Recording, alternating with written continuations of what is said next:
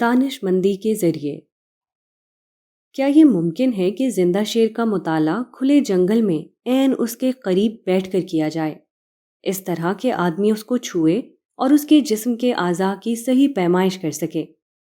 بظاہر یہ ایک ناممکن سی بات نظر آتی ہے، مگر خدا نے انسان کو جو عقل دی ہے وہ ایسی عجیب و غریب ہے کہ وہ ہر ناممکن کو ممکن بنا سکتی ہے، بشرطے کہ اس کو صحیح طور پر استعمال کیا جائے۔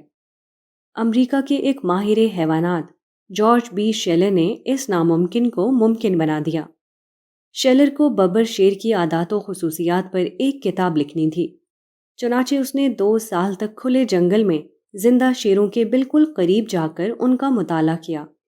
اس نے اس قریبی مطالعے کے ذریعے جنگل کے بادشاہ کے بارے میں عجیب حقائق دریافت کیے، مثلاً یہ کہ شیر نہایت سست اور کاہل درندہ ہے۔ شیروں کے اکثر بچے بھوکے مر جاتے ہیں کیونکہ ان کے ماں باپ اپنی سستی کی وجہ سے اپنے بچوں کے لیے خوراک مہیا نہیں کرتے، وغیرہ۔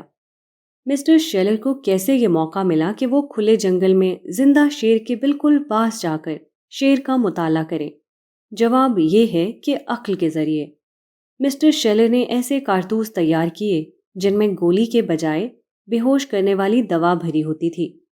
اس بے ہوشی کے کارتوس کو مخصوص بندوق میں رکھ کر جب وہ داغتے تو وہ شیر کے پاس پہنچ کر منٹوں میں اس کو غافل اور بے ہوش کر دیتی تھی۔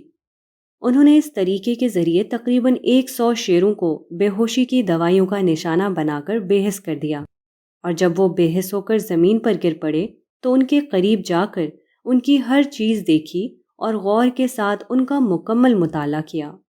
انسان جس طرح جنگل کے خونخوار درندوں کو قبضے میں کر لیتا ہے، اسی طرح وہ انسانی بستی کے مردم نما بھیڑیوں پر بھی قابو پا سکتا ہے۔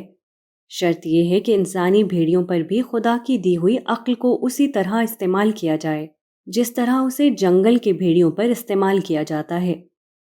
ایک شخص آپ سے کسی اعتبار سے بڑا ہے اور آپ سے اپنی بڑائی منوانا چاہتا ہے تو آپ اس کی بڑائی مان کر اسے بے ہوش کر دیجئے اور پھر اپنی خاموش تعمیر میں لگ جائیے۔